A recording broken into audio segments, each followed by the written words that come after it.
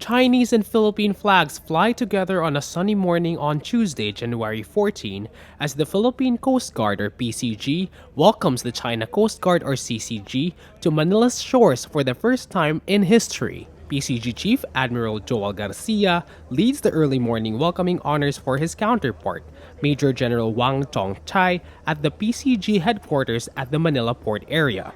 After the brief welcome, Tongchai welcomes Garcia and his lieutenants aboard their vessel. Hello, I'm Ramo Talabong and we are aboard the Chinese Coast Guard vessel 5204.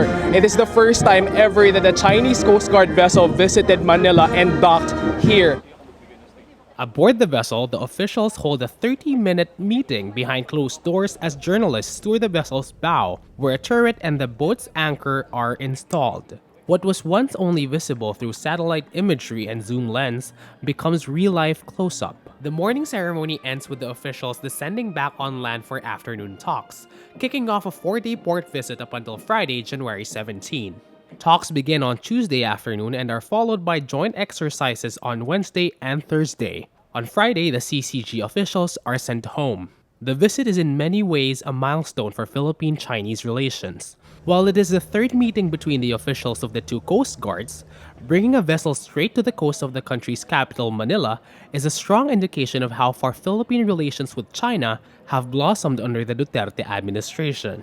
The Chinese Coast Guard encountered a tidal wave of pushback under the Aquino administration, which went as far as to bring China to court and clinch a victory against its intrusive excursions in the West Philippine Sea, the part of South China Sea that belongs to the Philippines as ruled by a Hague tribunal. The Manila talks are made possible with the Duterte government signing a Coast Guard cooperation pact with China in October 2016. Under the agreement, a joint Coast Guard Committee on Maritime Cooperation is formed between the two countries to deepen their cooperation and reduce maritime incidents. But the pact has not aged well. Between the time of its signing and the 2020 Manila Port Area ceremony, the Philippine military reported numerous sightings and harassment incidents involving Chinese Coast Guard vessels and Chinese fishermen in Philippine waters. Fishermen say they have been routinely shooed away from their fishing grounds by the CCG's metal and rubber boats. In June 2019, 22 Mindoro-based fishermen were rammed and abandoned by a Chinese fishing vessel in the West Philippine Sea. But Garcia says the past must be set aside to prevent similar incidents from happening. Alam niyo po, kung uunahin natin at alalahan parati yung ginawang masamang ginawa sa ating mga mangingisda, hindi na po uusat at hindi natin kakausapin ng mga inchik. We should not commit ourselves to that isolated cases. We have to discuss these things through this bilateral meeting, then move forward. Garcia says the Coast Guard wants to establish communication protocols in case Philippine and Chinese Coast Guards meet at sea. In his words, prevent aggression from arising from miscommunication.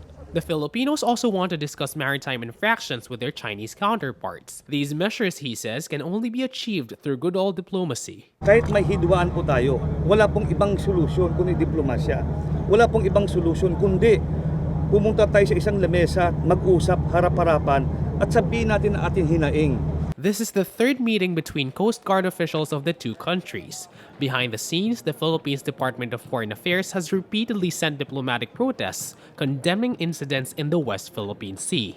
Will a week together forge working protocols between maritime officials of the two countries? The Philippine Coast Guard thinks it's worth a shot. Rambo Talabong, Rappler, Manila.